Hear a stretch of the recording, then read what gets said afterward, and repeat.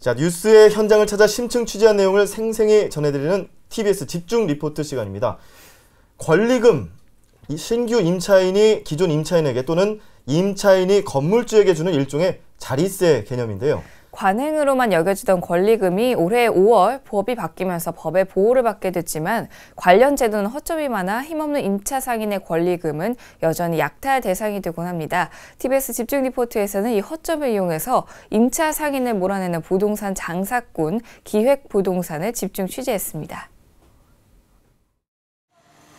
지난 8일 오후 서울의 한 아파트 단지. 피켓을 든 임차 상인들이 건물주의 집 앞에서 항의 집회를 하고 있습니다. 처음 장사를 시작할 때 이전 임차 상인에게 줬던 권리금도 돌려받지 못하고 가게를 비워줘야 하기 때문입니다.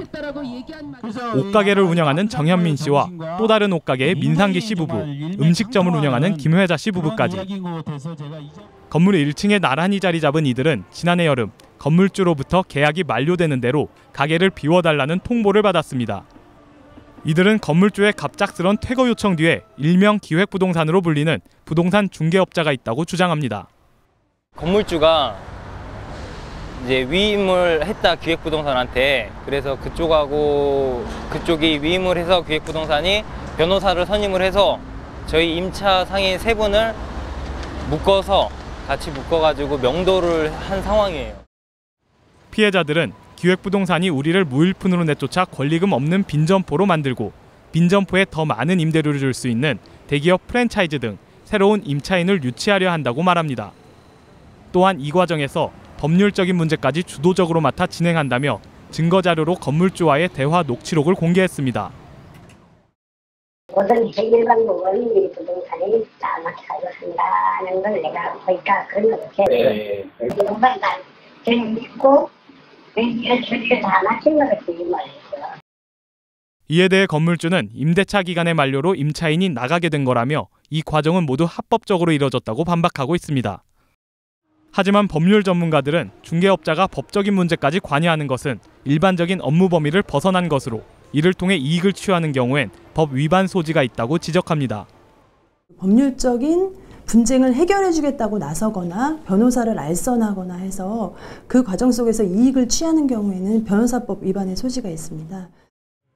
3년 전 빈 공간을 빌려 장사를 시작한 신가람 씨는 기획부동산의 전형적인 권리금 장사에 당한 경우입니다. 신 씨는 처음 장사를 시작할 때 빈 점포에 대한 일종의 자리세인 바닥 권리금을 내고 장사를 시작했는데 나중에 알고 보니 건물주도 모르는 중개업자의 권리금 장사였음을 알게 됐습니다. 제가 계약할 당시에 건물주분은 바닥 권리금을 받아달라고 의뢰를 한 적이 없는데 부동산 업자 마음대로 저한테 1,000만 원이 있다고 거짓말을 해서 받아놨던 거고. 신 씨의 주장에 따르면 결국 신 씨는 불필요한 권리금을 냈고 심지어 권리금 거래의 당사자도 아닌 중개업자에게 권리금을 헌납한 셈입니다. 신 씨는 건물주와 중개업자의 대화 녹취록을 바탕으로 해당 사실을 주장하고 있습니다. 바닥 권리금이 어디 갔냐고 사장님. 그 돈이 어디로 갔냐고요 지금. 제가 가지고 있습니다. 가지고 있는 게 아니라 사장님이 가지신 거죠? 가지고 있죠. 가지신 거죠. 말을 정확히 해야 돼요. 가지신 거죠 그거는. 그건 주인한테 얘기를 안 하고 가지신 거죠. 이처럼 기획부동산은 임차 상인들의 권리금을 갖고 이윤을 챙기는 장사를 하고 있는데 이게 가능한 건 권리금 관련 제도 곳곳에 구멍이 뚫려 있기 때문입니다. 지난 5월 권리금을 법적으로 보호하도록 상가 임대차 보호법이 개정됐습니다. 하지만 개정법 곳곳에는 합법적인 권리금 약탈의 여지를 남겨놔 제도 정비가 시급한 상황입니다. 재건축을 한다고 할 때 실질적으로 권리금 회수 기회가 보장이 안 된다던가 혹은 임대인이 정말 의도를 갖는다면은 법의 어떤 사각지대들을 통해서 1년 반 동안 비영리로 가게를 놀린다던가 혹은 여러 가지 방법들을 통해서 이제 권리금 약탈이 아직도 가능한 부분들은 있죠. 중개업자가 부동산 중개 행위로 받을 수 있는 수수료의 상한선이 있는 것과 달리 권리금은 기준이 따로 없는 것도 기획부동산이 상인들의 권리금을 갖고 장사를 하는 요인으로 지적되고 있습니다. 부동산 거래 시 법에서는 중개보수요율로 상한선을 두고 적정 수준에서 수수료를 지급하도록 하고 있습니다. 하지만 권리금은 뚜렷한 기준이 없어 중개업자 입장에서는 권리금 수수료를 통해 수익을 거둬들이려 합니다.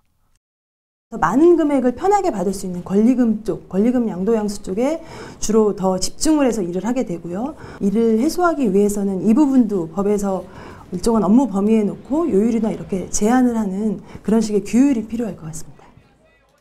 또한 무자격 중개업자의 불법 중개 행위가 버젓이 이뤄지고 있는 것도 기획부동산을 양산하는 요인 중 하나로 지적됩니다.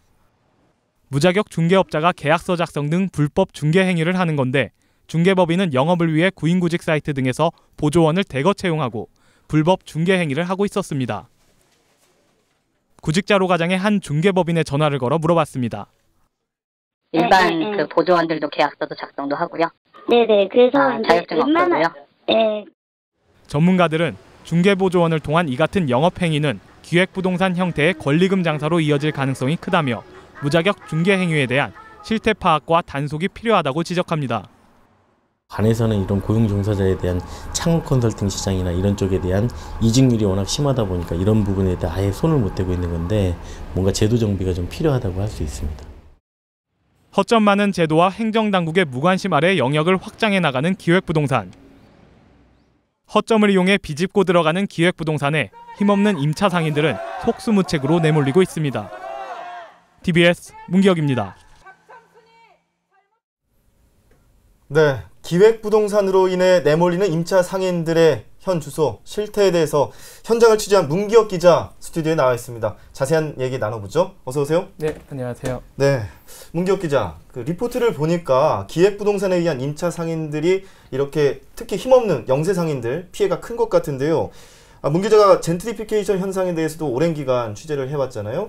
네. 어떻게 보면 이 선봉에 기획부동산이 깔려 있다는 생각이 드는데 기획부동산으로 인한 피해 어떤 것들이 있을까요? 네, 일단 기획부동산 하면은 일단 주요 타깃이 그 힘없는 임차 상인들의 권리금입니다. 일단 제도적으로 허술하기 때문에 또 그만큼 또 빼앗기도 쉽기 때문인데요. 예. 일단 대표적으로는 두 가지 사례 정도로 정리를 할 수 있습니다. 일단 기존에 있는 임차 상인을 내몰아서 권리금을 약탈한다거나 아니면은 새로 들어오는 임차 상인을 상대로 권리금 장사를 한다거나 두 가지 경우인데요. 일단 앞선 사례를 보시면은 일단 기획부동산이 건물주에게 접근을 해서 뭐 대규모 프랜차이즈와 같은 좀 임대료를 많이 낼 수 있는 그런 대규모 프랜차이즈와 같은 새로운 임차인을 들여서 회유합니다. 경우에 따라서는 뭐 법률적인 지원까지 기획부동산이 도와주기도 하는데요. 예. 실제로 앞선 피해 사례를 제가 리포트를 통해서 말씀을 드렸는데 그 3개 점포가 지금 명도 소송이 진행 중이죠. 예. 그 1층에 나란히 자리 잡은 그 임차 상인들인데요. 사실은 4개 점포입니다. 그중에 1개 점포는 지금 나간 상황이거든요. 아하. 좀 일찌감치 포기를 해서 예. 그분 같은 경우는 지금 다른 곳에서 장사를 하고 있다고 들었는데 물론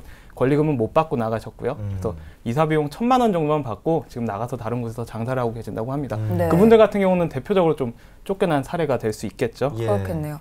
임차 상인 입장에서는 억울할 수밖에 없다는 생각이 드는데요. 또 다른 경우는 어떤 것들이 있나요? 예, 아까 말씀드린 것처럼 새로 들어온 임차 상인들한테 권리금 장사를 하는 경우인데요. 네. 그러니까 필요 없는 권리금을 받아내거나 아니면 필요 이상의 권리금을 받아내서 그걸 통해서 기획부동산은 수수료를 챙기고 또 건물주와 좀 나눠 갖고 이런 상황인데 새로 들어오는 임차 상인이 필요 이상의 권리금을 내거나 아니면 안 내도 되는 권리금을 좀 속아서 내는 경우도 있는 겁니다. 예. 앞선 리포트에서 문기혁 기자가 나와서 등장해서 이런 얘기했죠. 법적으로 구멍이 뚫려 있기 때문이다.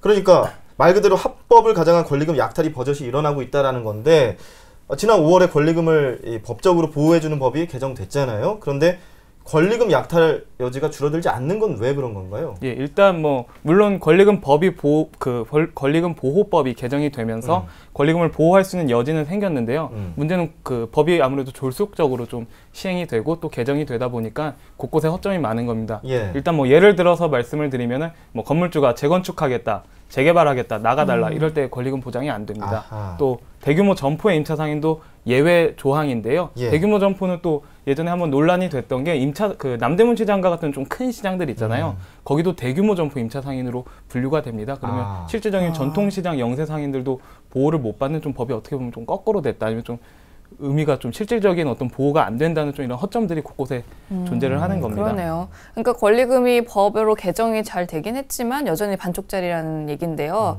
제도 얘기를 더 해보면 앞서 리포트를 보니까 권리금 거래에는 수수료 상한선이 없다고요. 일반적인 부동산 거래에서 수수료에 어떤 제한을 둬서 소비자의 과도한 지출을 막고 있는데 이 권리금은 왜 그런 기준이 없는 거죠? 일단 뭐 아까 말씀드린 것처럼 5월 달에 처음으로 권리금을 법적으로 보호해주는 네. 법이 개정됐다고 하는데 그 전까지는 권리금이라는 개념 자체가 사실 관행적인 어떤 그렇죠. 상인들 간에 주고받는 거래 금액이었습니다. 그렇기 때문에 좀 제도권 안으로 끌어오지 못하다 보니까 예. 제도적으로 어떤 적절한 장치가 마련되어 있지 않는 건데요. 이런 부분들이 일단 권리금이 뭐 법제화된 만큼 좀 상한선과 같은 기준이 마련돼야 되는데 이런 부분이 지금 마련이 되어 있지 않습니다. 네, 그렇다 보니까 부르는 게 값인데 중개업자 입장에서는 권리금 거래를 통해서 최대한 수수료를 챙기고 이윤을 내려고 하기 때문에 이렇게 기획부동산으로 나서는 거겠죠? 네, 지금 적절하게 잘 보셨는데요. 예. 일단 권리금을 가지고 장사를 할 수 있는 여지가 많기 때문에 네. 부동산 업자 입장에서는 이게 해봤자 수수료를 받을 수 있는 한계가 딱 정해진 일반적인 부동산 거래보다는 권리금 쪽으로 눈을 돌려서 예. 그쪽을 갖고 좀 수수료를 많이 받아내거나 아니면 이윤을 착취하거나 이런 경우가 사실 어떻게 보면 더 쉽죠. 사실 그 부동산 업자 입장에서는 돈 벌기도 쉽고 이런 게 이루어지고 있는 건데요. 일단 아까 말씀드린 것처럼 권리금이 이제 법의 테두리로 들어온 만큼 이런 부분들 권리금 거래라든지 이런 것들도 좀 확실히 기준이나 아니면 요율이라든지 아니면 업무 범위에 놓고 어떤 일정 부분에 좀 장치도 필요하고 좀 규율도 필요할 것 같습니다. 네.